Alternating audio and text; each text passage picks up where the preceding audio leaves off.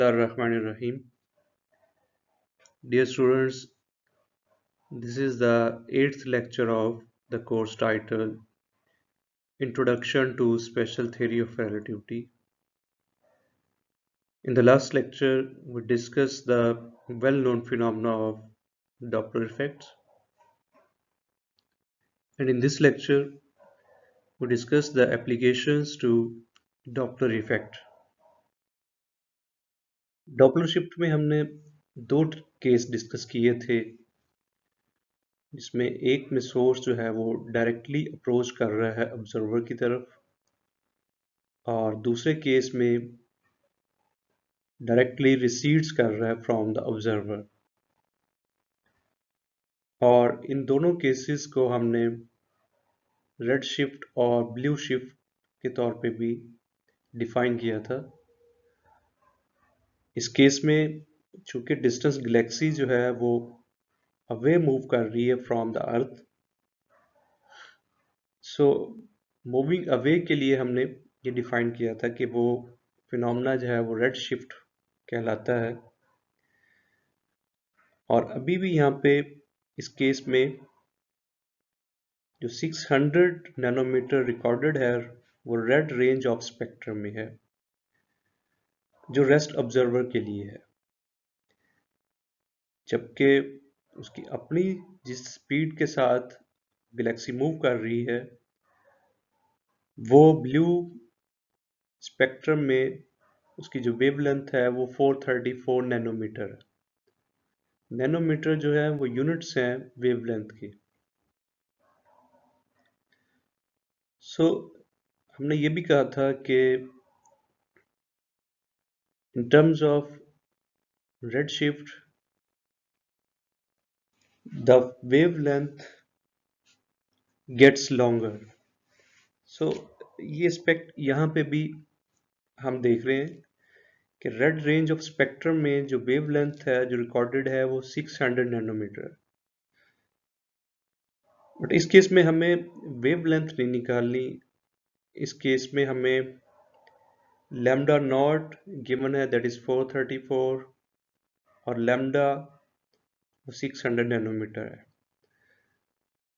जबकि lambda nought जो है वो रेस फ्रेम में उसकी वेवलेंथ है, जबकि 600 नैनोमीटर जो है वो ऑब्जर्व कर रहा है फ्रॉम द अर्थ और अ डिस्टेंट गैलेक्सी के लिए। इस क्वेश्चन में हमें रिलेटिव स्पीड फाइंड करनी है जिससे गैलेक्सी जो है वो मूव अवे कर रही है फ्रॉम द अर्थ। सो हमारे पास दो हमने केसेस डिस्कस किए थे for theta equal to 0 and for theta equal to 180 degree. Since इस केस में जो गैलेक्सी है वो मूव अवे कर रही है, therefore we use the second formula, और उस केस में हमने ये कहा था frequency appears to be decrease. और ये बड़ी आसानी से हम इसको याद रख सकते हैं कि वेन एवर न्यू नॉट के साथ ये जो फैक्टर आएगा 1 माइनस का v over c, we can say the frequency appears to be decrease, and whenever we have the factor in terms of 1 plus v over c in the numerator, we say the frequency appears to decrease. और decrease mean source जो है वो directly away move कर रहा है, और increase mean source directly approach कर रहा है टू द ऑब्जर्वर ओ की तरफ। अब इस केस में चूंकि हमें फ्रीक्वेंसी नहीं गिवन, हमें वेवलेंथ गिवन है, देयरफॉर हम इस फार्मूले को कन्वर्ट करते हैं in terms of wavelength, and we have a relation in terms of frequency and wavelength, that is nu is equal to c over lambda and nu naught is equal to c over lambda.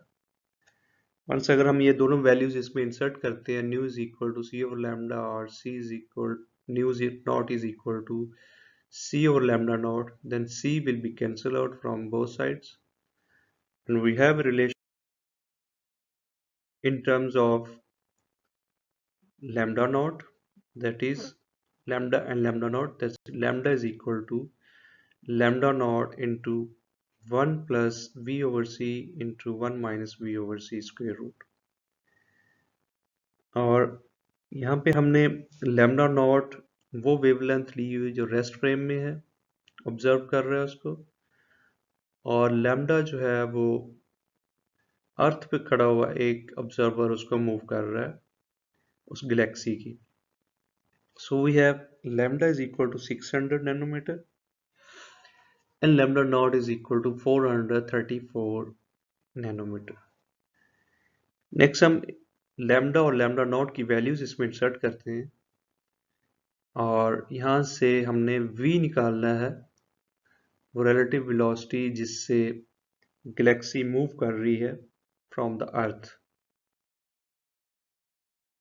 सो अगर हम ये values इसमें insert करें और इसको simplify करें, then we have v over c is equal to 0.31, क्योंकि हमने यहाँ पे रिलेटिव वेलोसिटी निकालनी है with which the galaxy moves to the अर्थ।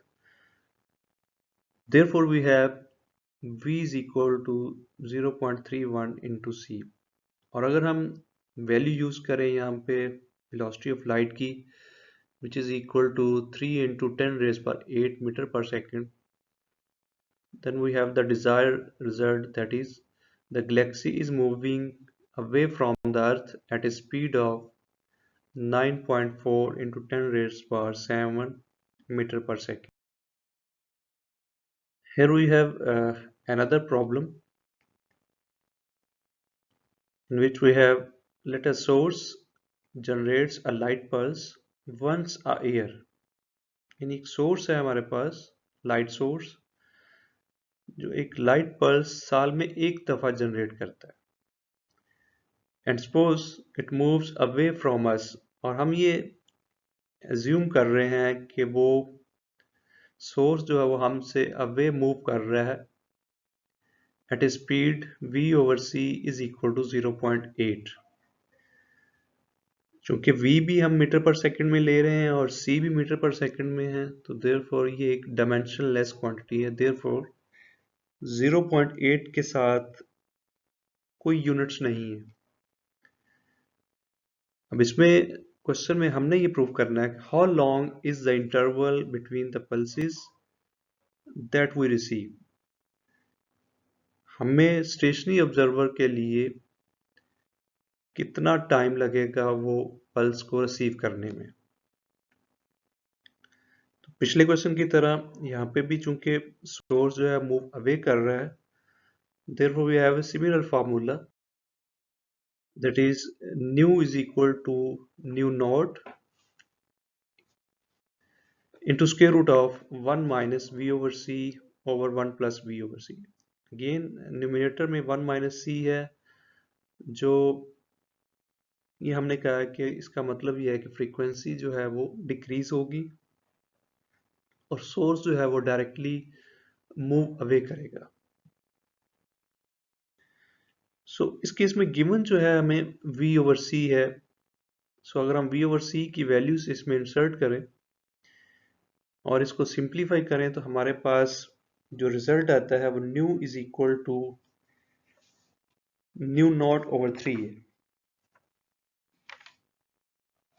इसका मतलब ये है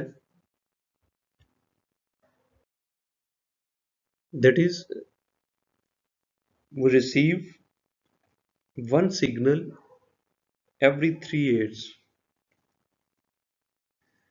सो अगर हम इसको ये देखें तो nu naught will be equal to 3 nu, और न्यू नॉट वो फ्रीक्वेंसी है जो रेस्ट फ्रेम में ऑब्जर्व कर रहे हैं, and that is equal to 3 nu. So we receive one signal every 3 years, और सोर्स जो है वो साल में एक दफा लाइट सिग्नल सेंड आउट करता है, जबकि we receive one signal every 3 years. इस केस को हम अगर रिवर्ट करते हैं कि उसी स्पीड के साथ जो हमने v over c is equal to 0.8 लिया मूव्स अवे कर रहा है, लेकिन अब हम अगर रिवर्ट करें कि वो मूव कर रहा है टुवर्ड्स स्टेशनरी ऑब्जर्वर, तो उसके लिए हमने मेजर करना है how long is the interval between the pulses that we receive. इस केस में हमारे पास रिजल्ट क्या आएगा, तो इस केस में ये फार्मूला भी चेंज हो जाएगा। We have nu is equal to nu naught into square root of 1 plus v over c over 1 minus v over c। So अगर आप इसमें अगेन ये वैल्यू यूज करें v over c is equal to 0. Then we have a result that nu is equal to 3 nu naught। अब new not rest frame के अंदर frequency को major कर रहा है, और न्यू नॉट जैसे हमने लास्ट केस में nu naught is equal to हमने 3 न्यू निकाला था, that mean we receive one signal every 3 years। तो यहाँ पे अभी हम न्यू नॉट को अगर देखें तो न्यू नॉट अगर हम डिवाइड करें that is new over 3, and since हमने इसमें टाइम निकालना है तो we know there are 12 months in a year. So अगर हम 3 पे डिवाइड करें तो then we get 4। 12 by 3 is equal to 4। So we say we would receive a signal every 4 months। और ये आपको इस इक्वेशन से भी लग रहा है nu is equal to 3 nu naught, that mean ये 3 टाइम्स रिसीव होगा। और अगर हम इसको ये देखें कि साल में हर 4 महीने के बाद ये रिसीव होता है, दैट मीन्स 4 into 4 8, और 8 मंथ्स में 2 टाइम्स, और ऑब्वियसली 12 मंथ में ये 3 टाइम्स, और जो इक्वेशन से भी नजर आ रहा है। So we can say we would receive a signal every 4 month। सो ये कितना एक रिजल्ट चेंज हुआ जब हमने सिर्फ रिजल्ट में ये चेंज किया अपने क्वेश्चन में कि सोर्स अब अवे के बजाय टुवर्ड्स सोर्स जो है वो मूव कर रहा है। उस केस में हमारे पास लाइट सिग्नल जो है वो एक साल में 3 दफा हर 4 महीने के बाद रिसीव होगा। Next we have another problem। In that case, a train is moving directly towards you at velocity 2 into 10 raised power 8 meter per second. The monochromatic light on the front of the train has a wavelength of 250 nanometer in the rest frame of the train. What wavelength do you observe? Means एक train जो है वो directly move कर रही है आपकी तरफ with a speed 2 into 10 raised पर 8 मीटर पर सेकेंड। उसके फ्रंट पे एक लाइट लगी हुई है which we called as monochromatic light, और उसकी वेवलेंथ अगर ट्रेन के अकॉर्डिंग हम रेस्ट फ्रेम में उसको ऑब्जर्व करें then it has a wavelength of 250 nanometre. No चूंकि ट्रेन हमारी तरफ मूव कर रही है तो हमने उस वेवलेंथ को मेजर करना है जिस